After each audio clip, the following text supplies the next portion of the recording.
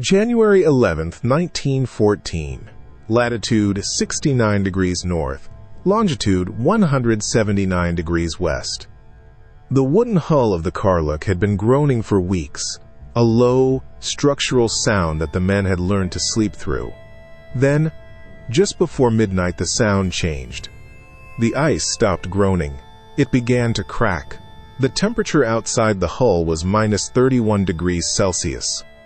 The ship's Victrola was still playing. The needle had found the end of the record and was cycling through silence. 22 men stood on the ice and watched their ship die. Their commander was not among them. He had left 11 days ago on what he called a hunting trip. He was alive, he was on land, and he never came back. If you are watching from somewhere cold right now, tell me your country below. This expedition went dark at temperatures most of us have never experienced. Welcome to the last expedition. Tonight, we reconstruct the Canadian Arctic expedition of 1913. 25 men, one ship, one commander who walked away, and a captain who held everything together until the ice made the final decision. If this is your first time here, subscribe and turn notifications on. We release a new doomed expedition every Monday and Thursday. The Karluk story is one of the most disputed decisions in Arctic history, and the ship's log tells a version Stefansson spent the rest of his life trying to bury. Let's begin. The Canadian government had been watching the Arctic for years, not out of curiosity, out of sovereignty. By 1913, the Northern Territories were a political question as much as a geographic one. Denmark was active in Greenland. Norway had Amundsen. The British still carried the weight of Franklin. Ottawa needed a flag planted somewhere cold and documented. It needed an expedition of scale. It needed Vilhjalmur Stefansson. Stefansson was 44 years old and already famous. Born in Manitoba to Icelandic immigrants. Trained at Harvard, he had survived 2 previous Arctic expeditions by learning to live the way the Inuit lived, off the land, off the sea, without the rigid supply chains that had killed better-equipped men before him. He was brilliant, persuasive, and deeply skilled at making governments feel they were investing in history. The Canadian government gave him the resources to mount the largest Arctic expedition the country had ever organized. The budget was $160,000. The declared objective was scientific survey of the Beaufort Sea region and the unmapped coastline north of Alaska. The expedition divided into 2 parties. A southern scientific party would work the Mackenzie River Delta and conduct geological survey. The northern party, the one that mattered, the one that carried Stefansson's name, would push into the Beaufort Sea aboard its flagship vessel and claim whatever was there to claim. That vessel was the Karluk. She was a brigantine, originally built in 1884 in Essex, Massachusetts, as a fishing schooner, 129 feet long, 465 gross tons. She had been converted for Arctic work, but the conversion was superficial. Her hull was reinforced at the bow, but not in the way a purpose-built ice vessel is reinforced. She was, in the plain language of experienced hands, not the right ship for this mission. The man tasked with sailing her was Captain Robert Bartlett of Brigus, Newfoundland. Bartlett was 43. He had piloted Peary's Roosevelt to within striking distance of the North Pole in 1909. He understood Arctic ice the way a surgeon understands anatomy, not from theory, but from consequence. When he inspected the Karluk before departure from the port of Esquimalt, British Columbia, he filed his concerns in writing.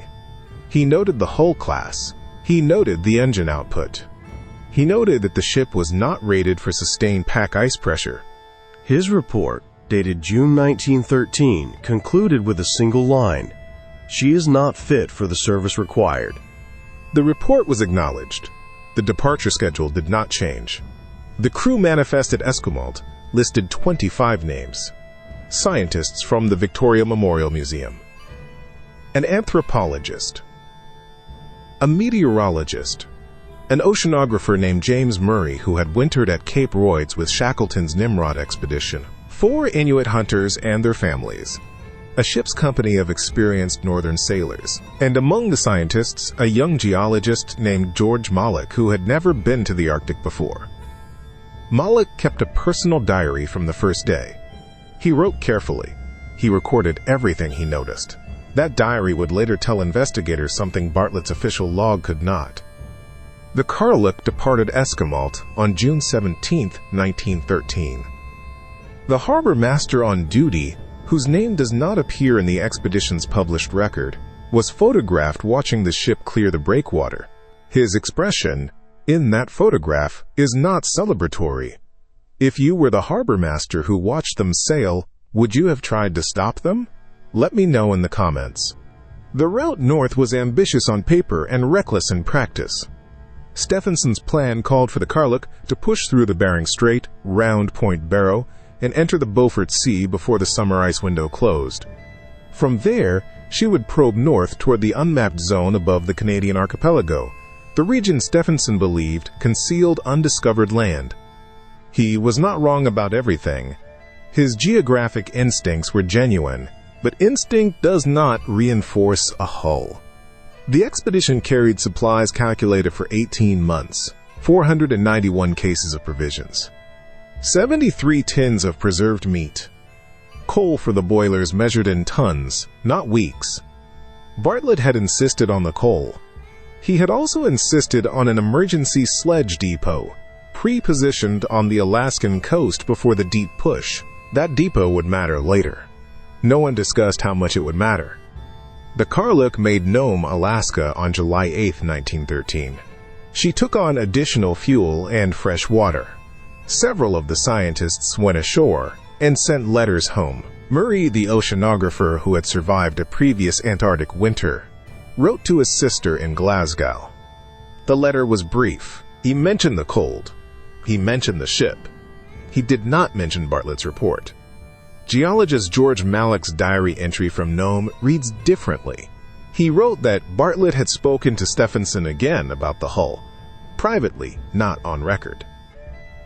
He wrote that Stefansson had listened, nodded, and changed the subject to a lecture he was planning for Ottawa the following spring.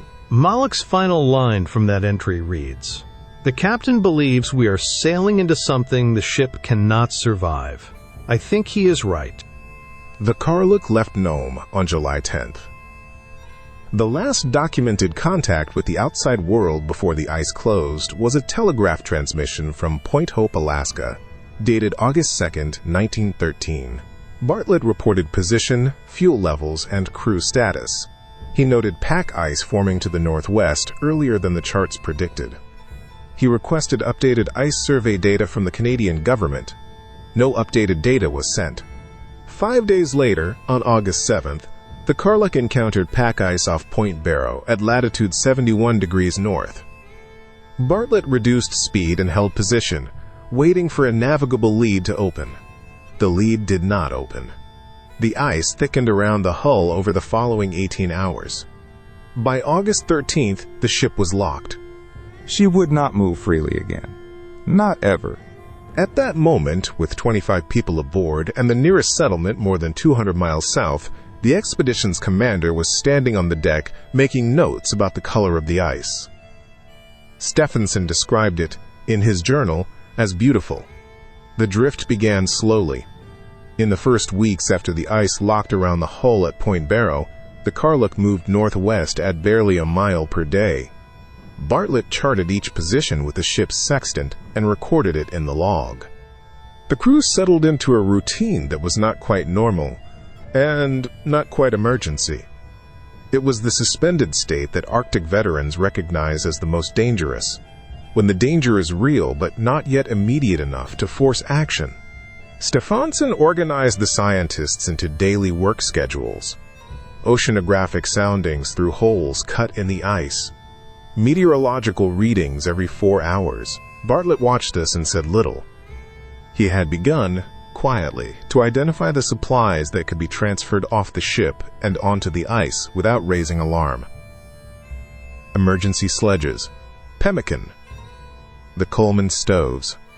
By the end of August 1913, the drift had accelerated. The Chukchi Gyre, the slow, enormous, clockwise current system that governs ice movement in the western Arctic, had taken the flow. The Karluk was no longer a ship making decisions. She was cargo. Bartlett's log entry dated September 4th, 1913. Position 72 degrees 10, north, 157 degrees 43 west. Drift rate estimated at 3 miles per day. Direction, northwest. Current consistent with Chukchi Gyre. No navigable leads observed in any direction. On September 7th, a fire broke out in the boiler room. It was contained within 40 minutes. No one was seriously injured. But the fire damaged 2 sections of insulated pipe and consumed coal that Bartlett had allocated to emergency heating. He adjusted the rations. He did not record his adjustment in the official log. He recorded it in a separate notebook he kept in his cabin. That notebook survived. The official log, as we will return to, did not survive completely intact. Stefansson continued his scientific program. He was, by all accounts, energetic and outwardly confident. Murray, the veteran of Shackleton's expedition, wrote in his diary that Stefansson's confidence struck him as performance rather than belief. Murray had spent a winter at Cape Royds. He knew what genuine preparedness looked like. He wrote that the Karluk's emergency supplies, while adequate on paper, assumed a ship that remained intact. If the hull failed, the mathematics changed entirely. The crew numbered 22 at this point. 3 members of the original 25 had been put ashore at Point Barrow before the full lockup, a decision whose authorization is disputed in the surviving correspondence. On September 20th, 1913, Vilhjalmur Stefansson informed Captain Bartlett that he was leaving the ship with a small party to hunt caribou on the Alaskan coast. The hunting party consisted of 5 men: Stefansson, the naturalist Rudolf Anderson, the photographer George Wilkins, and 2 Inuit hunters. They took 10 days of supplies. They took the best dog team on the ice. Bartlett recorded the departure in the log, without editorial comment. His handwriting, compared to entries from previous days, is notably smaller on that page, tighter, more compressed. Stefansson told Bartlett the corridor to shore was clear. He said he would be back within a week. He said the ship would benefit from fresh meat. Before we go deeper into what they found on that ice, one quick thing. Hit subscribe if this story has you. New expedition every Thursday. And drop a comment below. What would you have done if you'd been Bartlett, watching your commander walk off the ship with the best dogs and 10 days of food? Back to the ice. It is now day 47 of the drift, and the man responsible for 22 lives is watching the last figure disappear into the white.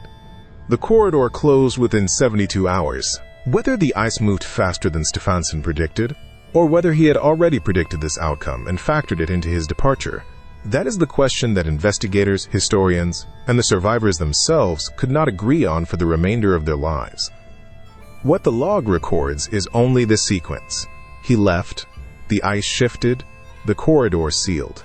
Bartlett's log entry for September 23, 1913 reads, "No contact with shore party. Lead closed. Temperature -14 Celsius and falling. Drift continues northwest at approximately 4 miles per day." 5 days passed. Then 10. Bartlett sent a man to the highest point of the surrounding ice pack each morning to scan for movement. Nothing. The hunting party did not return. No signal fires. No dog team visible on the horizon. By October 3rd, 13 days after departure, Bartlett ceased recording daily searches in the official log. He continued them. He simply stopped writing them down. The Karluk was now carrying 22 people with no commander, no communication with the outside world, and a hull that Bartlett had formally declared unfit for this service 14 months before they ever left port.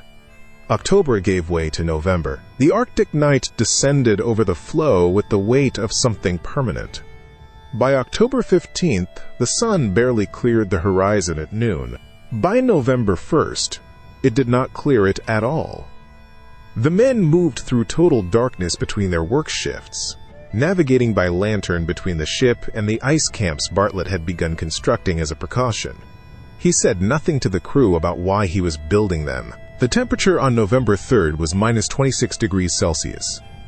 Bartlett recorded it without comment. Murray, the oceanographer, continued his soundings through the ice. His discipline in those weeks is documented in his diary with a clinical precision that reads now as a man refusing to acknowledge what he already knew. He recorded water temperature at depth. He recorded salinity samples. He recorded the exact weight of ice cores extracted at 6-meter intervals. His handwriting does not change. His entries do not shorten. He was holding on to the scientific program the way a man holds onto the side of a boat in open water. Not because it helps, but because letting go is the alternative. On November 14th, Seaman John Brady reported hairline fractures in the hull planking at the starboard bow. Bartlett inspected them personally. He ordered the forward hold pumped every 6 hours.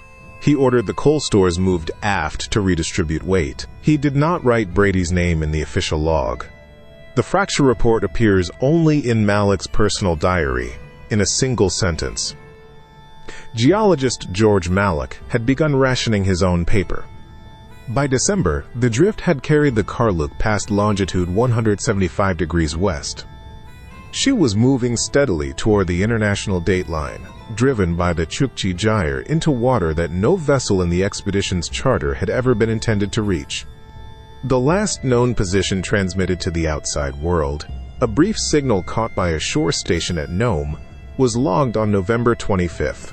Bartlett reported position, weather, and crew status as stable. He requested rescue planning to begin. The Nome station acknowledged. That was the last radio transmission anyone ever received from the Karluk. December brought sustained temperatures of minus 38 degrees Celsius. The boiler was kept burning only 6 hours per day to preserve the remaining coal. In the dark hours, the men burned seal blubber in lamps salvaged from the Inuit hunters' equipment. The smell of burning fat became the smell of those weeks, thick, oily, permanent in the wood of the ship. Survivors described it years later as something that never entirely left their clothes. On December 28th, the youngest member of the expedition, a 23-year-old assistant topographer named Alistair Forbes McKay, wrote in his personal diary that the hull noises had changed. Not louder. Different. A lower register. He wrote that it reminded him of a sound he had heard once in a church in Edinburgh when the organ's lowest pipe was struck. Sustained. Below the threshold of alarm. He wrote that he was not frightened. He wrote it twice. The new year arrived, 1914. Bartlett gathered the crew and said only that they had survived the worst of the drift and that Wrangel Island lay within range. He did not say the hull would last. He did not say it would not. Malek's diary entry for January 1st, 1914 reads, "Bartlett spoke to us this morning. He is the calmest man I have ever stood next to. I believe that is the only reason half of us are still here." 10 days later, at latitude 69 degrees north, longitude 179 degrees west, the ice made its final decision. The hull of the Karluk, 129 feet of Essex-built timber, declared unfit for this service before she ever left port, surrendered over the course of 6 methodical hours. Bartlett ordered every man onto the ice. He brought the ship's cat. He set the Victrola playing. He stood on the deck until the water reached the rail. The rescue did not come quickly. It came in pieces, over months, and what it found was not what the official record had prepared anyone to expect. Bartlett left Wrangel Island on March 18, 1914. He took one Inuit companion, Kataktovik, and crossed approximately 700 miles of moving ice and open water to reach the Siberian coast, then Alaska. The crossing took 63 days. When he reached Nome on May 24th, he had not slept more than 4 hours consecutively in 2 months. The first thing he asked for was a telegraph line. The first question Canadian authorities telegraphed back was not about the survivors on Wrangel Island. It was about Stefansson's whereabouts and the status of the scientific program. Stefansson was already in Ottawa. He had been there since April. He had delivered 2 lectures. He had not, at any point in the preceding 7 months, organized or funded a search for the ship he had left behind. The rescue of the Wrangel Island survivors did not occur until September 7, 1914, nearly 8 months after the Karluk went down. The vessel that finally reached them was the King and Wing, a small schooner chartered by Bartlett himself after the Canadian government's initial response allocated no dedicated rescue vessel to the operation. When the King and Wing's crew came ashore, they found 12 survivors.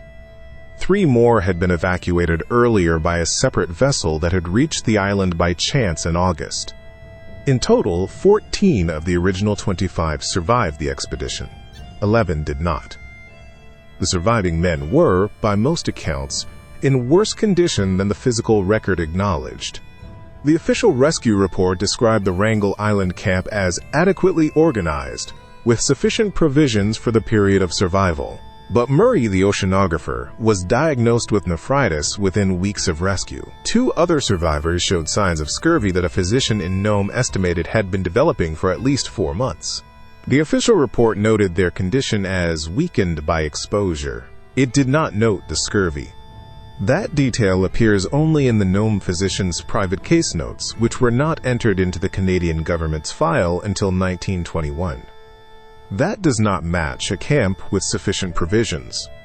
The physical evidence from the crossing to Wrangel Island raised its own questions. 2 separate parties had disappeared in transit. The first, a group of 4 men including Malek and Surgeon Alistair Forbes Mackay, had set out on February 5th. They were experienced, they were adequately equipped by the standards of what was available. They were never seen again. Their last known position, estimated from survivor accounts, placed them approximately 12 miles from Wrangel Island's northern coast. No bodies were ever recovered. No equipment was ever found. But the ice conditions between the Karluk's final position and the island had been charted by Bartlett and 2 other survivors who made the crossing successfully. Their accounts describe the route as difficult but navigable. One of those survivors, Seaman Robert Templeman, stated in a 1915 deposition that he had seen what he believed were dog tracks in the snow approximately 8 miles from the island shore. Tracks heading away from the island, not toward it.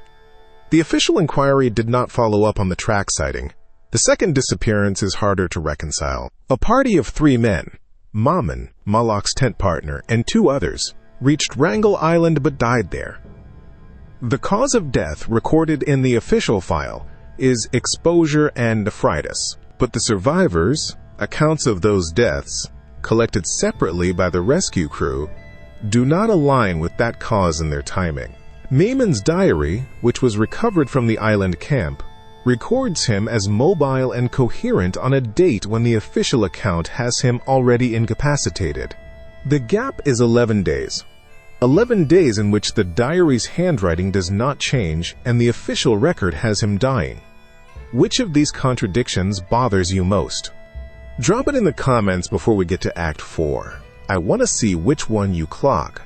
Then there is the matter of the gunshot wounds.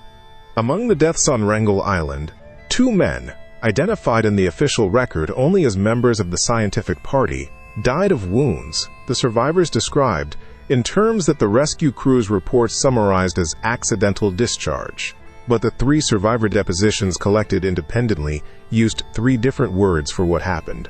One said accident. One said argument. One, a 26-year-old Inuit hunter named Karluk, said through an interpreter only that the men had been in difficulty with each other for several weeks before the end. The official inquiry accepted the accidental discharge finding. No inquest was held. Under Canadian maritime law in 1914, an inquest on Wrangel Island deaths would have required a designated officer of record to file the initial report, and the officer of record for the expedition was Stefansson, who was in Ottawa. Now we return to the log. Bartlett had maintained the Karluk's official log from departure through the ship's final hours on January 11, 1914. He had written the last entry standing on a tilting deck with water at the companionway. The log was transferred with the expedition's recovered documents to the Canadian government's file in 1915. It was catalogued, it was marked as complete. The catalog entry for the Karluk log, dated February 1915, reads, Ship's log, SS Karluk, June 1913 to January 1914. One bound volume, condition good, contents intact. When the log resurfaced in the public record during a 1976 archival review, a researcher named W.G. Barr noted something the 1915 catalog entry had not. 3 pages were missing. The binding showed clean cuts, not tears. The missing pages covered a 4-day window, September 19th through September 22nd, 1913. September 20th was the day Stefansson left the ship. The pages before and after that window are present. Bartlett's handwriting continues uninterrupted on September 18th and resumes on September 23rd, the entry that records the closed corridor and the absence of the shore party. The transition is grammatically seamless. Nothing in the surrounding text refers to what the missing pages contained. Someone removed 4 days of the official record. The cuts were made with a blade, not torn in haste. And the 4 days they covered are the 4 days on which the most consequential decision of the entire expedition was made. Bartlett never publicly commented on the missing pages. When asked in a 1916 interview whether his log was complete, he said only that the log contained what it contained. The interviewer noted he paused for a long time before answering. Malek's personal diary, the record that had quietly documented everything the official log omitted, ends on January 10, 1914. The day before the ship went down, his final entry describes the sound the hull was making. He writes that Bartlett came to each cabin personally that evening and shook every man's hand. The last line Malek wrote reads, I did not ask him what he knew. I think I already knew it myself. Geologist George Malek did not survive the crossing to Wrangel Island. His diary was recovered from his kit bag, which had been placed on the ice before the Karluk sank. Bartlett had packed it himself. 3 lines of investigation have emerged from the surviving record. They are not mutually exclusive. In the worst interpretation, all 3 are partially true. The first, and most widely supported by historians who have studied the expedition's documentation, begins with a simple premise. Stefansson knew the Karluk was going to be lost. Not suspected. Knew. Bartlett's formal report from June 1913 was not a private opinion. It was a filed document that Stefansson had read, acknowledged in writing, and set aside. By the time the Karluk locked into the pack ice off Point Barrow in August of that year, Stefansson had spent 2 months aboard a hull he had been told in plain terms could not survive sustained ice pressure. He had watched the Chukchi gyre take the flow. He had watched Bartlett's face. One line of investigation suggests that the hunting trip on September 20th was not an improvised decision, that it had been calculated for days, perhaps longer, that the dog team he took was the expedition's best, not because caribou hunting required it, but because a 700-mile overland journey to the Alaskan interior did. Under this reading, Stefansson made a rational, if ruthless, arithmetic. The Karluk was already lost, the scientific program could continue from shore, and his own survival preserved the expedition's institutional value to the Canadian government. His departure was opportunistic abandonment, dressed in the language of operational necessity. The evidence that most supports this theory is the simplest. He had supplies for 10 days. He did not attempt to return for 7 months. Not once. The second theory grants Stefansson the benefit of a navigational error and removes the element of intent. Under this reading, he genuinely believed the ice corridor would remain open. He had crossed similar leads on previous expeditions. He understood the Chukchi gyre in general terms, but may have underestimated the speed at which the freeze could seal a navigable lead in that specific sector of the sea in late September. The corridor closed in 72 hours. Some Arctic historians argue that a 72-hour seal is faster than the seasonal average for that longitude, that Stefansson's error was not dishonesty, but a catastrophic overconfidence, the kind that accumulates in men who have survived enough dangerous situations to stop respecting the ones they haven't encountered yet. His ego had been built by 2 successful expeditions. It had not yet been broken by a third. Under this theory, the decision to remain ashore once the corridor closed, to continue south rather than attempt a return crossing by alternative route, is where the moral weight shifts from error to abandonment. He could not get back the way he came. That is probably true. He did not try to get back any other way. That is documented. The third theory is the one that has never been formally investigated. It is the one that requires the missing log pages to mean what their absence implies.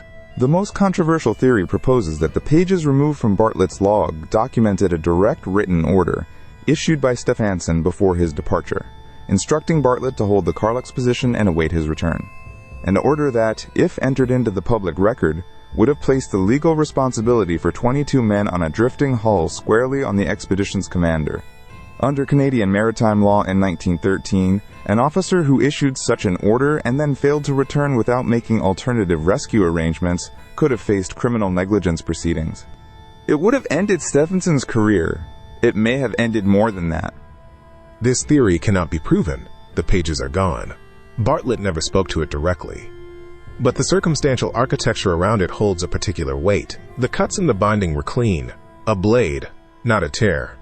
The pages that were removed cover exactly and only the 4 days surrounding the departure. The 1915 catalog entry describes the log as intact, which means the removal occurred after the document entered government custody, or the cataloger was complicit in the description. Neither possibility is comfortable. An archivist who worked on the 1976 review, speaking on background to a journalist in 1988, said only that the cut edges showed no oxidation consistent with the surrounding pages, meaning the cuts were made later, meaning the log was intact when it was filed and was altered afterward. That statement was not followed up. It does not appear in any official finding.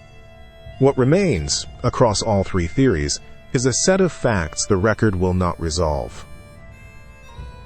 Stefansson left. The corridor closed. He did not attempt to return. 11 men died. The log was cut. He lectured in Ottawa while Bartlett crossed 700 miles of ice and open water on foot to summon a rescue that the Canadian government did not prioritize and did not fund. Stefansson published his account of the Canadian Arctic expedition in 1913. The title is his, not an irony the record invented, in a volume called The Friendly Arctic. The Karluk occupies a small section of that book. He describes the ship's loss as an unfortunate consequence of inadequate government provisioning and an unsuitable vessel. He describes his own departure as a necessary operational decision.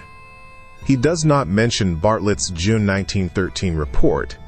He does not mention the missing log pages. He does not mention the Nome physician's case notes on scurvy. The book sold well. It went through multiple printings. Which of the 3 theories do you think is closest to the truth? I read every comment. Captain Robert Bartlett returned to the Arctic 11 more times after 1914. He never commanded another expedition under Stefansson's name.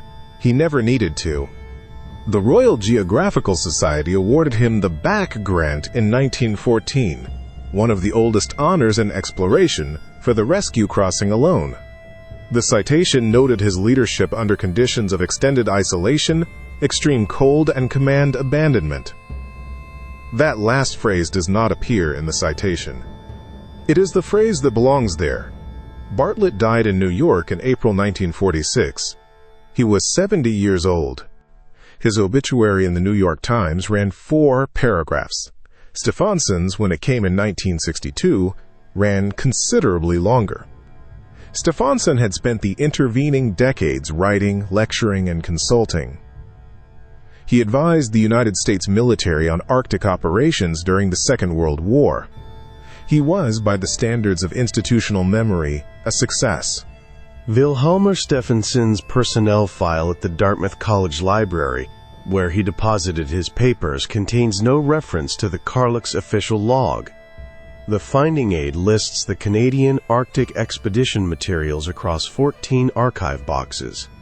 Box 7, which covers the 1913 Northern Party, contains correspondence, photographs, and draft manuscript pages. The log is not listed. The families of the 11 men who did not survive received standard government notifications. No formal inquiry produced a public finding of responsibility. The accidental discharge deaths on Wrangel Island were closed without inquest. The two parties who disappeared on the crossing ice, Malek among them, were officially listed as lost to exposure. Their last known positions were estimated, not confirmed. Their bodies were never recovered. The Karluk herself rested on the seafloor north of Wrangel Island for more than a century without a confirmed position. In 2019, a survey team operating under the One Ocean Expeditions program located the wreck at the coordinates consistent with Bartlett's final log entry, 69 degrees north, 179 degrees west. The hull is largely intact on the starboard side. The port side shows catastrophic compression damage consistent with sustained ice pressure. The survey photographs have been published. In one of them, partially visible beneath silt on the forward deck, there is a shape that the survey team identified as the ship's compass binnacle. Still mounted. Still pointing at something. Malek's diary is held in a climate-controlled storage room at Library and Archives Canada in Ottawa. The final entry is dated January 10, 1914. The handwriting is steady. The last sentence has been read by fewer than 30 researchers in the past 110 years. If you watched this tonight and had never heard of the Karluk before, you are among a small number of people who now know what it says. Before the next expedition, one quick thing. Hit subscribe now. This channel is new. Every subscriber is a direct signal to the algorithm that these stories deserve to exist. Without that signal, they disappear.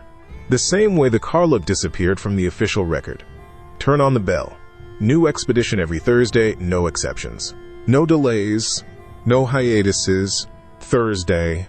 If this one stayed with you, the missing log pages, the clean cuts in the binding, Bartlett shaking every man's hand the night before the ice took the ship, leave a like. The algorithm only knows what you tell it. Drop your theory in the comments. Ruthless calculation, catastrophic ego, or something the missing pages would have proven? I read every one. On Thursday, 20 men stranded on an ice shelf with 40 days of food, a leader who burned his own boots to stay warm, and a rescue